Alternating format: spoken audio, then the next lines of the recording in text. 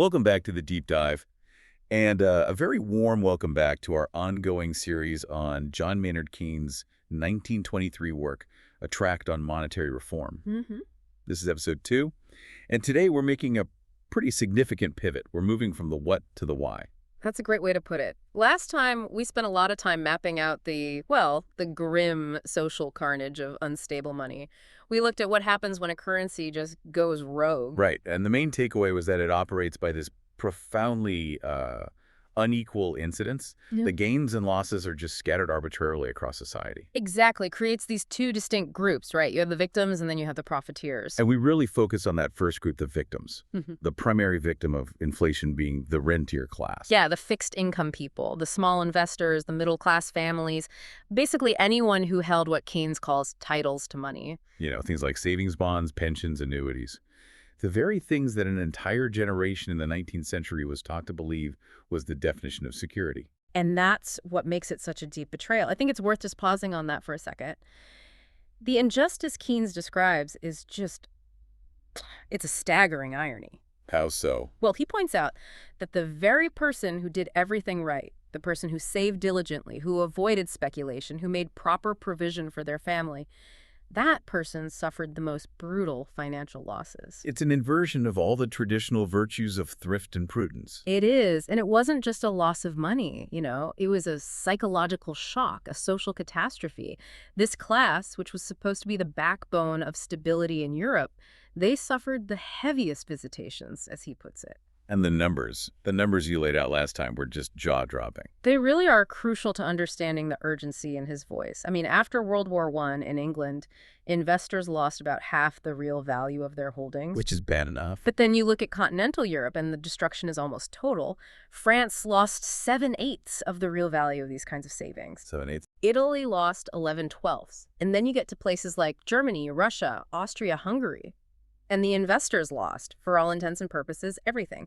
It was a mass annihilation of fixed wealth. And that wealth didn't just vanish into thin air, did it? No, of course not. It was, in an instant, transferred to the other group we talked about, the active business class, the people with debts. And this is what turns the ordinary businessman into what Keynes calls the profiteer. So how does that work again? Just a quick refresher. It's elegantly simple, really. If you're a business owner, your big costs, your mortgage on the factory, a long-term loan, those are fixed. The payment amount doesn't change. Right. But in an inflation, your revenues, the prices you charge, are soaring. So those fixed costs become a smaller and smaller part of your overall turnover. Your debt, in real terms, just evaporates. You get these huge windfall fortunes. Colossal fortunes. And Keynes is very pointed about this. This wealth isn't acquired through skill or intelligence or hard work. It's just dumb luck, driven by monetary policy. And that's where the deeper social damage comes in, isn't it? The moral damage. Absolutely. Because if rewards are seen as totally arbitrary, if people can get fabulously wealthy just by lucky gambling instead of effort or innovation, it destroys the psychological equilibrium that justifies unequal rewards in capitalism. Why should the worker keep toiling away if their boss is getting rich purely by chance? Exactly. It just breeds this deep, abiding social instability and mistrust. It strikes a blow at the very foundation of the system. Okay, so that's the landscape. It's catastrophic. Savings are destroyed, social faith is eroded, confidence is shattered. And that's the perfect frame for today's deep dive into Chapter 2, Public Finance and Changes in the Value of Money. We know the consequences are this bad, so we have to ask the question, is the government's reliance on depreciating its money? Is it just a matter of incompetence, a failure of economic knowledge? Or, and this is the core question, is it a conscious, calculated, maybe politically expedient policy choice? That's the tension for today. You know, the official story is always that the central bank lost control. But what if, as Keynes suggests, they never really intended to be in control in the first place? Keynes is completely unambiguous on this. He looks at history and he says, this progressive deterioration in the value of money is not an accident. It never has been. So what drives it? Two great forces, he says. First, the sheer impecuniosity of governments. I mean, just their absolute lack of funds and their inability to raise money any other way. Okay. And second, the superior political influence of the debtor class. But for today, we're really focusing on that first motive, the government's desperate need for cash, and how inflation becomes its ultimate secret tax. So let's start right there with what is maybe the most brutal diagnosis in this chapter. Inflation is a tax. It is. Fundamentally, it's a mechanism of state finance. He calls it the ultimate reserve power of the state. The last resort. The absolute last resort, available when every other conventional way to get revenue has dried up. And he traces this all the way back to ancient Rome. Rome discovered it, and pretty much every state since has kept it in their back pocket. So it's the government's power to get real resources, real goods, services, labor, just as if they'd collected an income tax. Precisely. And you have to ask yourself why it's so attractive, especially to, weak governments or governments facing total political paralysis, like so many in post-war Europe. And the answer is? Political convenience. It's the form of taxation that the public finds hardest to evade, and maybe more importantly, it's the one that even the weakest government can enforce when it can enforce nothing else. So if your tax collectors are corrupt, if you can't stop smuggling at the borders, if you can't get an income tax bill through Parliament, you can still run the printing presses. It's the fiscal nuclear option. And Keynes is very clear. No state is likely to give up this power until total final ruin is staring it right in the face. It's just too useful. Okay, so to really get the cynicism here, we need to understand the mechanics. How does just printing paper actually tax me, the person holding the cash? Right. This gets into the basics of the quantity theory of money, which we'll cover in depth next time, but we can simplify it for now. So walk us through his illustration. How does he show this theft of real value? Okay, so let's imagine a closed economy.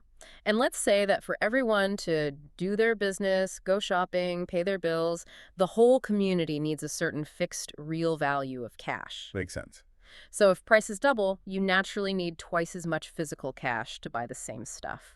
When the government prints new money, it's not creating new value, it's just changing the proportions. It's like pouring more water into a glass that's already full. The glass doesn't get bigger, the water just spills over. Or a better analogy might be you're adding more water, but you're also diluting what's already in there. Keynes gives this really precise numerical example that's worth walking through. Okay, let's do it. Imagine the total money supply is 9 million notes. And those 9 million notes, in total, can buy you 36 million gold dollars worth of actual stuff. So the total real value of all the cash in the economy is 36 million gold dollars. Got it. Now, the government needs money. It needs to pay soldiers or buy wheat, so it prints and spends an extra 3 million notes. Okay, so now there are 12 million notes in circulation. Right. But here's the absolute key. The total real value of all that currency in the short term is still anchored at 36 million gold dollars worth of purchasing power. The amount of stuff to buy hasn't changed. So the burden of those new notes has to fall on the old notes. Exactly. The 3 million notes the government just spent represent real resources it just acquired. And it got them by taxing the people who held the original 9 million notes. How much did it tax them? Well, the money supply went up by a third, from 9 to 12 million. So the purchasing power of every single note has to drop by 25%. The government's 3 million new notes are worth 1/4 of the total. So by printing those 3 million notes, the government effectively slapped a 25% tax on everyone holding cash. And you didn't even get a bill in the mail. You just noticed your money doesn't go as far. And that's the hidden genius of it from the perspective of a desperate finance minister. The tax is spread across everyone. You can't evade it, at first anyway. And best of all, it costs nothing to collect. No bureaucracy, no tax collectors, just the sound of the printing press. It's an administrative dream. And what's more, the initial yield is even higher because the public is slow to react. When the government first spends that new money, it's at the old, higher real value before prices have fully adjusted. There's a lag, a window of confusion. A critical window. But Keynes, being a realist, immediately pivots to the next question. Does the public have any defense against this? Is the state's power here unlimited? And the answer is yes. They have one remedy. One very powerful remedy: to change their habits in the use of money. And this is where the whole dynamic flips on its head. And he says this happens in 2 phases. Right. Phase 1 is a period of misunderstanding. The public is psychologically anchored to the idea that money is stable. So when prices start to rise, they think, oh, this is temporary. Prices will come back down. So what do? They often hoard money. They postpone purchases, thinking they'll get a better deal later. And by hoarding cash, they're actually helping the government. They're making the problem worse for themselves. By increasing their real holdings of money, they're giving the government an even bigger real tax base to confiscate. It's a tragic mistake. But that confusion doesn't last forever. Sooner or later, it gives way to phase two, which Keynes calls the flight from currency. The light bulb goes on. The public realizes that they, the note holders, are the ones paying for the government's spending. Money isn't a safe asset, it's a hot potato. So once they realize their money is a hot potato, what do? How do they evade the tax? Because this is the part that breaks the government's machine. They start economizing on their cash holdings in three main ways. First, they stop using cash as a long-term store of value. So instead of a savings account, They buy stuff, durable stuff. Jewelry, land, furniture, foreign currency. Anything that will hold its real value better than the depreciating paper money. they're turning liquid assets into hard assets. Precisely. Second, and this is a huge inconvenience in daily life, they dramatically reduce the amount of till money and pocket money they carry. They just hold less cash. What does that mean in practice? It means the second you get paid, you run out and spend it. You shorten the amount of time you hold on to the cash because the longer you hold it, the more tax you pay. And the third way. They start using foreign money. For big transactions, or even small ones if things get bad enough, they'll use US dollars or British pounds because they're more stable, even if it's less convenient than their own currency. And this collective change in habits, this is the velocity effect, right? This is the velocity effect on steroids.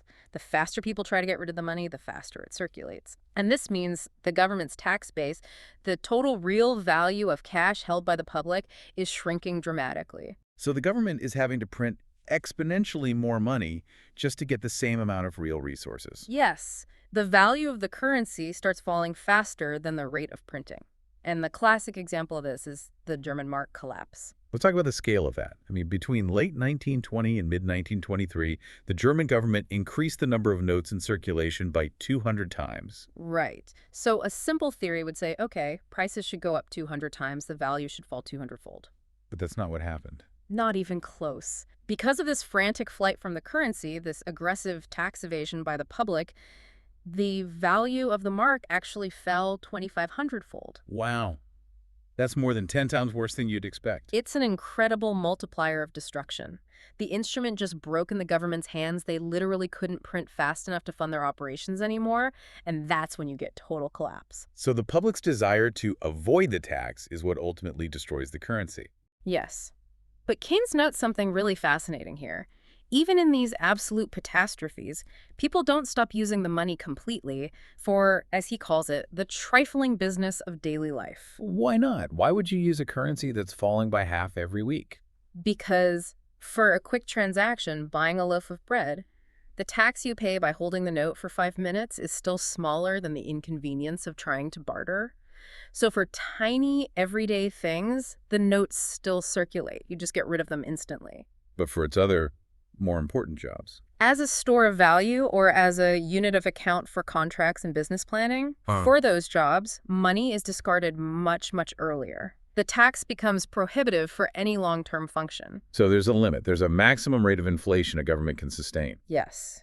Keynes looked at the recent experiences and figured the breaking point seems to be inflating about 100% every 3 months. Anything faster than that, and the public's resistance just destroys the currency faster than the government can spend it? So to wrap up this section, governments go for inflation because it's the easy button. It's a silent tax. But it's a trap because eventually the public fights back, and in doing so, they accelerate the death of the very money the government relies on. A perfect summary. So, okay, so this whole analysis of inflation as an expedient tax, it leads us right into the second major theme of this chapter. The deeper crisis. The crisis that often forces governments to use this tool in the first place. The problem of an unpayable national debt. Right. This is the real moment of truth for any political class. We're moving from the need to fund day-to-day operations to the need to manage a mountain of old debt. What do you do when the interest payments on your debt demand an insupportable chunk of the national income? So we're talking about a situation where the government owes so much money to its own citizens, to the bondholders, the rentiers, that the rest of society, the active working part of the community, basically refuses to keep paying. Exactly. It's a fundamental conflict between past claims vested interest and current production. And Keynes is very blunt about it. He says the debt will be adjusted. The active community will not submit in the long run. They will demand relief. And historically, he says that relief comes in one of two ways. Two profoundly different ways. The first, and by far the most common, is what we can call option A, currency depreciation or devaluation. This is the path of least resistance. You could call it the lazy path or maybe the cowardly path. Keynes calls it nature's remedy. It's what happens silently when the body politic shrinks from actually curing itself through a conscious, rational act. You just let the value of your currency fall. And we saw after World War I just how effective and how brutal this remedy was. Oh, absolutely. In Germany, where the currency just vanished, the entire internal national debt was wiped out, gone. The burden on the taxpayer went to zero. And in France. The real burden of their huge internal debt fell to less than a third of what it should have been. In Italy, the relief was even greater. The debt was shrunk to maybe a quarter of its original real size. So the government is saved. Yeah. They never have to explicitly default. They never pass a law saying, sorry, we're not paying you. Exactly. The market, with a helpful nudge of political inertia, just destroys the value of the currency. And the people who own those bonds, the small savers again, they just suffer quietly. And that quiet suffering is the core injustice of it. It is. Keynes is scathing here. He says devaluation is entirely ungraduated. It throws the entire burden of adjusting the debt onto one specific class, the fixed interest holders, the least powerful, often poorer capitalists, the small savers. While at the same time, it completely exempts and often enriches the business owner class. Yes, the entrepreneurs. Their wealth is in real things. Factories, land, equities, all of which go up in price as the currency falls. So the injustice is just arbitrary and total. Okay, so that's the unjust but easy option A. What's the alternative? The alternative is option B, the capital levy. This is the solution that Keynes sees as rational, just, and necessary, but also politically almost impossible. So let's define that clearly. What is a capital levy? It's a one-time, comprehensive tax on all accumulated wealth. It's designed for one specific purpose, to pay off a huge chunk of that unpayable national debt in one go. So it's an explicit act, not a silent one. Yes, and that's key. It's a controlled and hopefully just way of doing what devaluation does randomly. Keynes is a huge advocate. He calls it the scientific and rational solution. What's so scientific about it? The beauty of it, in theory, is that it divides the burden fairly among all owners of wealth based on a graduated scale. The richer you are, the more you pay based on your total assets, not just whether your assets happen to be in bonds or in factories. That does sound much fairer than the random cruelty of devaluation. It is. It's the most expedient way to adjust the burden between past accumulations, which is wealth, and the fruits of present effort, which is income and labor. The argument being that the debt was created to fund a national catastrophe, like a war. So the repayment should be a collective sacrifice levied against existing national wealth, not a perpetual drag on current workers and businesses. Philosophically, it makes perfect sense. But, and this is the big but, if it's so obviously just and scientific, why has it almost never been successfully tried on a large scale? It seems like humanity always chooses the unjust option. And that is the tragic flaw that Keynes identifies. A capital levy comes into direct conflict with very deep, very primal human instincts about property. It provokes, in his words, a violent prejudice. Is it just that the rich hate it because they'd have to pay the most? That's a huge part of it, for sure, but the prejudice runs deeper. A capital levy is tangible, it's visible, it's an explicit decree from the government saying, we are taking a piece of your property right now. And that shatters confidence. It shatters the fundamental confidence in the security of property, the very thing that encourages people to save and invest in the first place. So Keynes admits it's politically toxic, it's hard to administer, and it is deeply unpopular with the very people who have the political power to stop it. So you're faced with this choice, a method that's fair but politically explosive, the levy, versus a method that's unfair but politically easy, silent devaluation. And Keynes knew exactly which path governments would always choose. He uses the situation in France in 1923 as his perfect real-time case study. It's a snapshot of a government at this exact crossroads. So let's look at France. What was the situation? Their internal debt was just staggering, over 250 billion francs. Okay. And the annual interest payments alone were nearly 18 billion francs. Now, compare that to their total normal tax revenue, which was only about 23 billion. Wait, so the debt service was eating up almost 80% of the government's normal income? Almost 80%. It was an absolutely insupportable level. There was no way they could pay the bondholders, but restoring the franc to its pre-war value, the economy would collapse under the required taxes. So Keynes makes his prediction.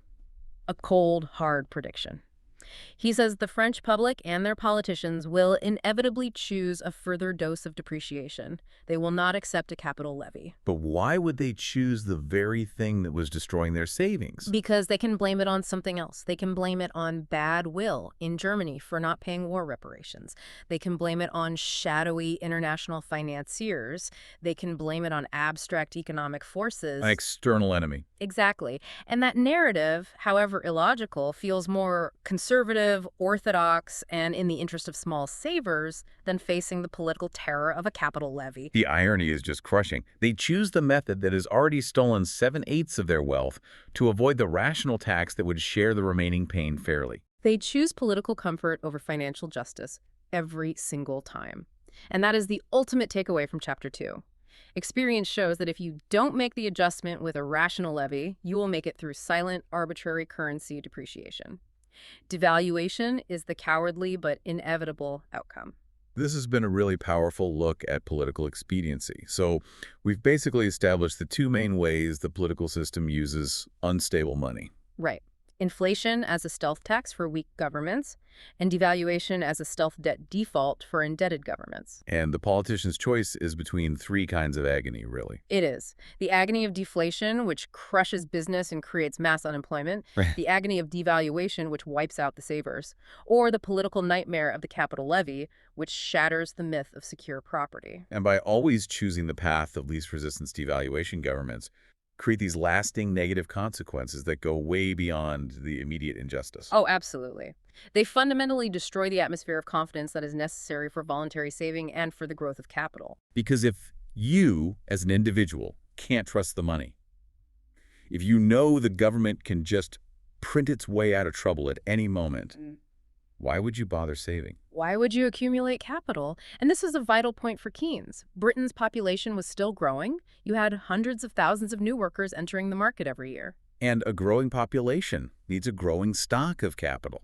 New factories, new tools, new infrastructure. Right. To maintain or improve the standard of living. And if saving is destroyed and confidence in money is gone, you can't equip that growing population. Production stagnates. The standard of life falls. The whole system breaks down. So injustice, social turmoil, and economic stagnation. That's the real legacy of always choosing the politically easy option. Now, we have focused a lot on the political ease of inflation. But to be fair, we should probably touch on the political difficulty of the other side, deflation. Right, because many of the finance ministers Keynes was criticizing were actively trying to manage deflationary pressures after the war. And deflation is just as unjust, but it's unjust to the borrower, to the business, to the worker. It causes entrepreneurs to just shut down production to avoid losses from falling prices. It's disastrous for employment. The fear of falling prices brings industry to a standstill. Exactly. And the social consequences of mass unemployment are often seen as more immediately explosive and dangerous than the slow burn injustice of inflation. So the politician is in this impossible bind. Do you risk the slow social rot of inflation or the fast, violent social explosion of mass unemployment under deflation? And this brings us to this really striking historical anecdote Keynes uses to drive home the point that this isn't dry economics, this is political warfare. Ah, yes, the Roman Emperor Aurelian. Back in the 3rd century A.D., Aurelian decides to undertake this aggressive campaign of deflation to restore the integrity of the Roman coin. He's trying to do the right thing, the just thing, for the standard of value. And the political consequence of trying to impose stability was? The historian Gibbon recorded that Aurelian's deflationary policies caused such a massive insurrection among the workers that 7,000 Roman soldiers were killed trying to put it down. 7,000 soldiers died trying to enforce the stable value of the currency. That's just astounding. An emperor tries to stabilize money and it leads to civil war. Keynes quotes Gibbon, saying that in an age where commerce wasn't well understood, the desire to restore the value of money was met with fierce popular resistance. Because deflation meant falling prices, which meant lower money wages, and the population just refused to accept it. They refused to the point of armed revolt, and the ultimate price. Aurelian, this severe reformer, was assassinated within a year of trying to bring order to the currency. That story really reinforces the central, uncomfortable truth here, doesn't it? Hmm. Monetary policy isn't a tool for achieving perfect balance. No, it's a political instrument for distributing suffering. And the choice between deflation, devaluation, or a levy is just a choice between three different flavors of political agony for whoever is in charge. So what does this all mean for you, the listener? In this deep dive, we've really pulled back the curtain on the political and ethical reasons governments make these choices about currency. We've seen the cynical incentives, the profound injustices. And we've seen that the political path of least resistance is almost always the path of greatest injustice and the most long-term economic damage. But so far, this whole discussion has been about politics and ethics and history. Next time, we're going to pivot again. We're getting away from the motivations of politicians and into the cold, hard mechanics of the system itself. We need to understand the theory that underpins everything Keynes is arguing, the theory that the governments of his day were largely ignoring. So please join us for episode 3, where we will introduce and thoroughly explain the foundation of modern monetary theory, the quantity theory of money. We're going to dissect how money supply, velocity, and prices are all supposed to interact. And we will finally investigate the full context of Keynes's most famous and most misunderstood saying, the one that perfectly defines the gap between academic theory and practical reality, the difference between what is true in the long run and what is necessary right now when we are all, unfortunately, still alive. That's next time on The Deep Dive. Thank you for listening.